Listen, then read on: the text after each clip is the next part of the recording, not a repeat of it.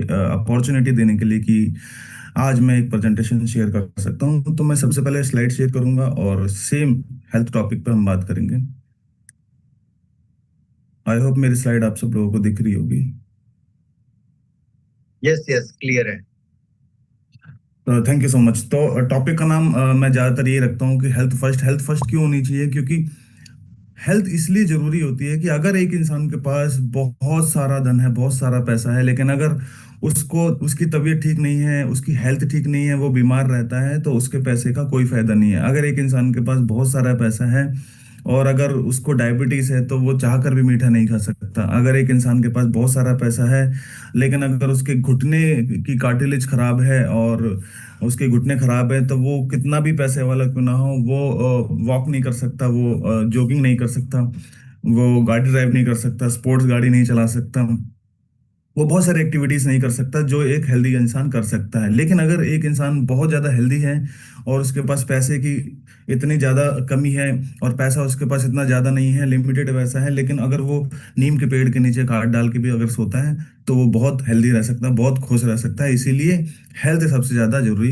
होती है। और हम सब लोग आज के टाइम ऐसे टाइम में है कि हम हेल्थ को ज्यादा जरूरी नहीं समझते, लेकिन हमें हेल्थ को जरूरी समझना चाहिए। क्योंकि अगर हमारे पास हेल्थ है तो हम सब कुछ कर सकते हैं। और हेल्थ क्या होती है, किस तरीके से लोग बीमार पड़ते हैं, पहले के टाइम पे लोग कम बीमार क्यों पड़ते थे, आज के टाइम पे लोग ज्यादा क्यों बीमार पड़ते हैं, इस टॉपिक को समझना जरूरी है। बहुत ही आसानी से समझाने की कोशिश करूंगा मैं ज्यादा से ज्यादा लोगों को, ताकि समझ में आ जाए क्यों पहले के टाइम पे लोग कम बीमार होते थे, कम बीमारियां होती थी, लोग ज्यादा जीते थे, ज्यादा जवान रहते थे, ज्यादा एनर्जी रहती थी। आप देखते होंगे अपने पुराने लोगों को, दादा परदादा को, उनमें ज्यादा एनर्जी रहती थी। क्यों? समझना जरूरी है कि हमारी बॉडी कैसे बनती है। हमारी बॉडी एक इंजन की तरह काम करती है, गाड़ी की तरह काम करती है, जिसमें सबसे छोटा पार्ट होता है सेल, जो सर अनगिनत होते हैं सबके शरीर के अंदर। और सेल जब मिलते हैं तो सेल जब मिलके एक टिश्यू को बनाते हैं और सारे टिश्यू मिलके एक ऑर्गन को बनाते हैं। और जब एक ऑर्गन बनता है तो एक मैकेनिकल सिस्टम बनता है, ऑर्गन सिस्टम जिसको बोलते हैं, और उससे पूरी बॉडी डिजाइन होती है। तो बॉडी का सबसे छोटा पार्ट क्या हो गया? सेल हो गया। और सेल के बाद टिश्यू हो गया और टिश्यू के बाद फिर ऑर्गन हो गई और ऑर्गन के बाद बन गई बॉडी। अब समझते हैं कि बीमार कैसे होता है कोई भी इंसान। एक जो हेल्दी सेल होता है वो हेल्दी टिश्यू बनाता है और हेल्दी टिश्यू बनाता है हेल्दी ऑर्गन और हेल्दी ऑर्गन बनाता है एक हेल्दी सिस्टम बनाता है। ठीक है। लेकिन जैसे जैसे हम अपना खाना पीना शुरू करते हैं, हम अपना खाना पीना बदलते हैं और बॉडी की जो भी जरूरी चीजें जैसे न्यूट्रिशंस होते हैं, फैट होते हैं, जैसे कि मल्टीविटामिन होते हैं, मिनरल्स होते हैं, प्रोटीन होता है, फाइबर होता है, ये कुछ जरूरी चीजें जो हमें हर रोज लेनी पड़ती है। लेकिन पहले के टाइम पे जब हम खाना खाते तो हमें ये सारी चीजें जमीन से मिल जाया करती थी, आज के टाइम पे नहीं मिलती। क्यों? क्योंकि पोल्यूशन बहुत ज्यादा हो गया है, पानी खराब हो गया है, हवा खराब हो गई है, खाने पीने की क्वालिटी खराब हो गई है और हमने अपने लाइफस्टाइल को बदल लिया है। हम आज के टाइम पे कभी भी खा लेते हैं, कुछ भी खा लेते हैं, न्यूट्रिशन की कोई जानकारी नहीं है, जिसकी वजह से हमारे जो सबसे छोटा पार्ट बॉडी का, जो सबसे जरूरी पार्ट है जिसको बोलते हैं हम सेल, वो धीरे धीरे धीरे धीरे क्या होने लग जाता है? खराब होने लग जाता है। आप ये देखिए, यहाँ पर मैंने कुछ डायग्राम्स डाले हुए हैं। डायग्राम्स में आप कुछ ये देख सकते हो, ये किस तरीके के छोटे छोटे सेल इकट्ठे होके ऑर्गन बना रहे हैं, ऑर्गन के बाद टिश्यू बना रहे हैं, टिश्यू के बाद ऑर्गन बना रहे हैं। ठीक है। अब ये लेफ्ट साइड में जो रेड वाला है ना, वो एक हेल्दी सेल है। और दूसरी साइड में ना जो थोड़ा सा सड़ा हुआ है, वो थोड़ा डैमेज सेल है। मतलब क्या है? वो खराब हो रखा है, वो उसको न्यूट्रिशन जब नहीं मिली तो वो धीरे धीरे धीरे धीरे वीक होने लग गया है। जैसे आपके पास अगर कोई गाड़ी है, स्कूटी है, बाइक है, तो अगर आप उसको टाइम से सर्विस नहीं कराओगे, अच्छा ऑयल नहीं डलवाओगे, गंदा ऑयल डलाओगे, फिल्टर साफ नहीं करोगे, तो जैसे जैसे उसका इंजन खराब होने लग जाता है, सेम हमारी बॉडी भी वैसे ही वर्क करती है। तो हमारी बॉडी को जब न्यूट्रिशंस नहीं मिलते हैं, हमारी बॉडी के अंदर जब गंदा खाना पीना जाता है, ज्यादा मैदा का खाना जाता है, ज्यादा ऑयली खाना जाता है, ठीक है, और ज्यादा शुगर हम जब लेते हैं, तो सेल इस तरीके से डैमेज होने शुरू हो जाते हैं। और जब सेल डैमेज होते हैं तो वो एक पूरी प्रक्रिया चलती है।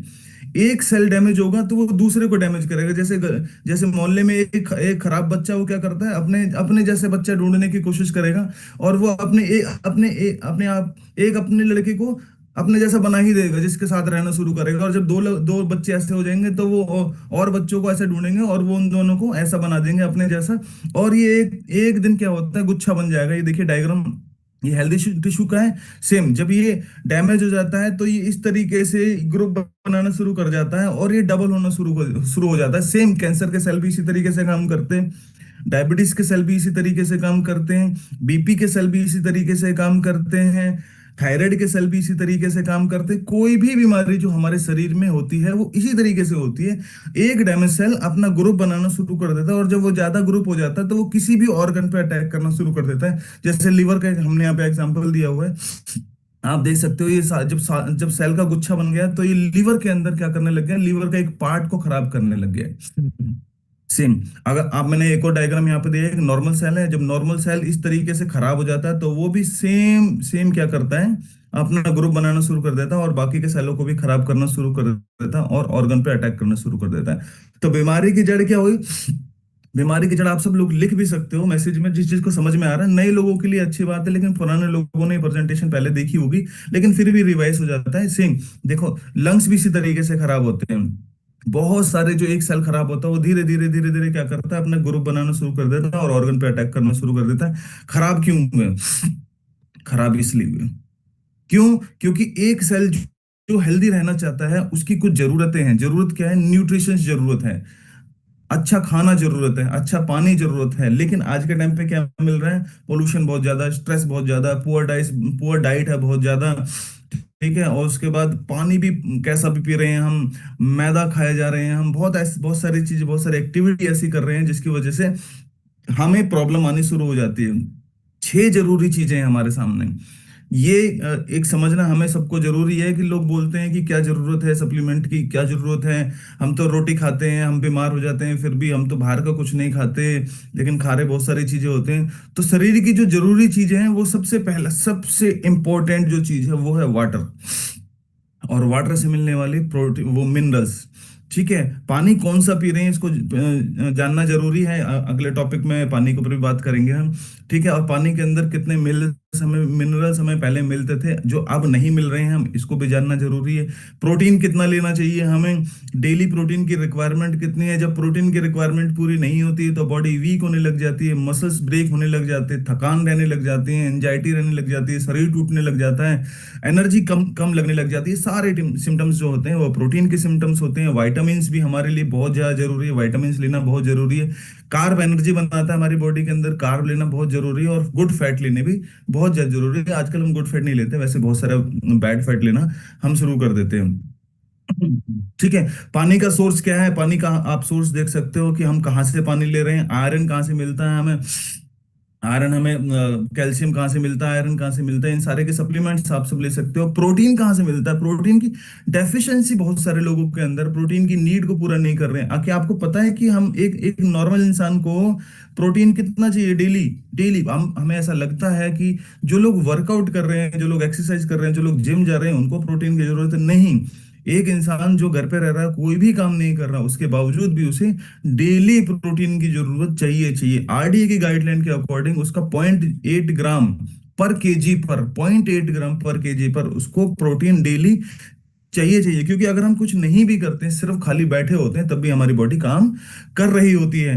विटामिन्स भी हमें चाहिए। किस किस तरीके से आपको विटामिन्स कहाँ कहाँ से मिल सकते हैं? ये देखो, ये जो मैंने बेसिक चार्ट बनाया है, इस चार्ट में आपको ये सारी चीजें बाहर से मिल रही हैं, लेकिन ये लेना थोड़ा सा मुश्किल है, थोड़ा सा मुश्किल है। आप ये देखिए, पूरा न्यूट्रिशंस का डाइट चार्ट है, किस तरीके से कार्ब हमें एनर्जी देता है। और कार्ब कहाँ से मिलता है? गेहूं से मिलता है, चावल से मिलता है, रोटी से मिलता है, आलू से मिलता है। प्रोटीन हमें कहाँ से मिलता है? प्रोटीन मसल्स को बिल्ड करता है, दाल, अंडा, दूध, सोयाबीन, पनीर से मिलता है। वसा कहाँ से मिलती है? गुड फैट कहाँ से मिलते हैं? गुड फैट घी, तेल, मेवे, मक्खन या ड्राई फ्रूट्स में मिलता है। विटामिन कहाँ से?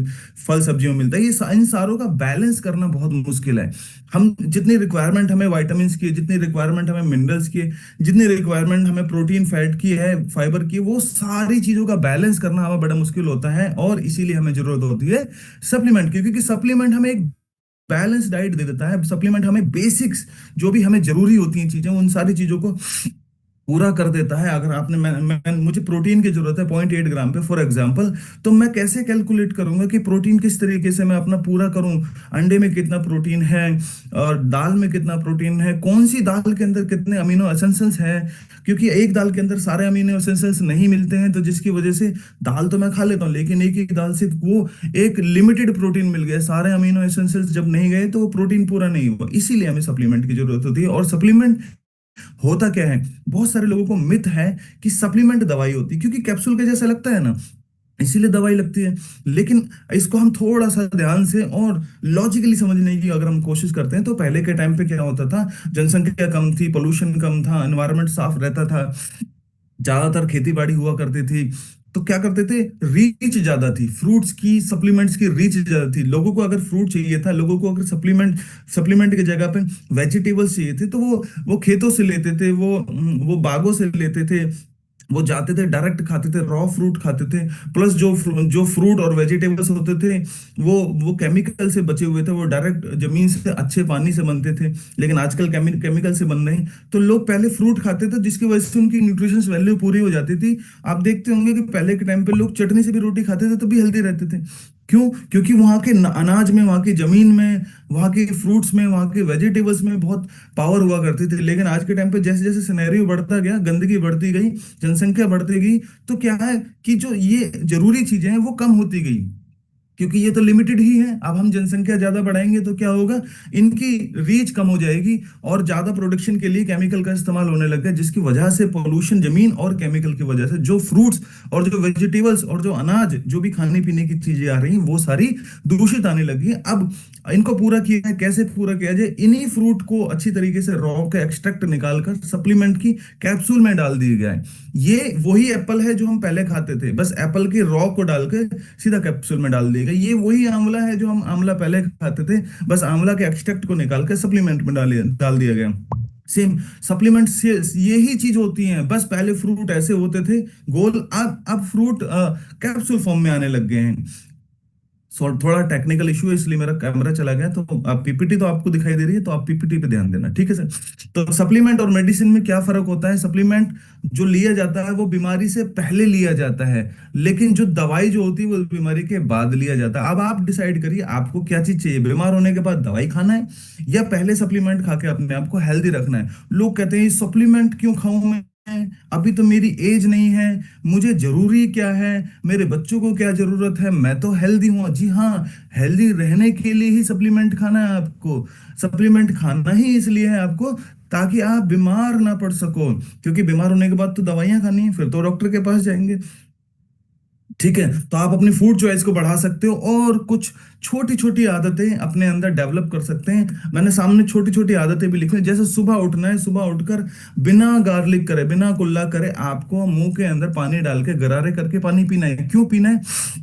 क्योंकि हमारे मुंह के अंदर जो स्लाविया बनता है, जिसको लार बोलते हैं, वो बहुत इंपॉर्टेंट चीज है। वो बहुत सारे अच्छी चीज, अच्छे कामों में काम आती है, हमें डाइजेस्ट सिस्टम को अच्छा बनाती है। देखो, आप किसी जानवर को जब चोट लग जाती है, वो उसी लार, वो उसी स्लाविया से उसको चाट के ठीक कर लेता है। क्यों? क्योंकि उसके अंदर बहुत पावर होती है।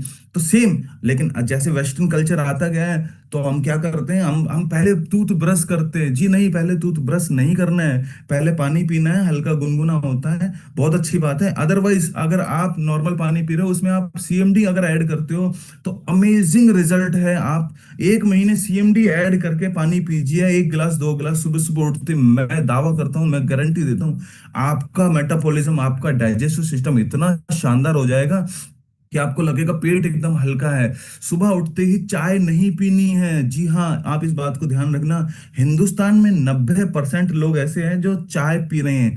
लेकिन अगर वो चाय छोड़ दें, सुबह की चाय छोड़ दें, तो 90% से ज्यादा बीमारियां खत्म हो जाएं। सुबह उठते ही चाय नहीं पीनी है। दूध के साथ जब चाय मिलती है, तो एसिड बन जाता है, और पेट को आपको एसिडिक बना देता है। आपका पेट सुबह सुबह एल्कलाइन होता है, लेकिन आप उसमें एसिड डालते हो, तो आपको कॉन्स्टिपेशन की प्रॉब्लम होती है, गैस की प्रॉब्लम होती है।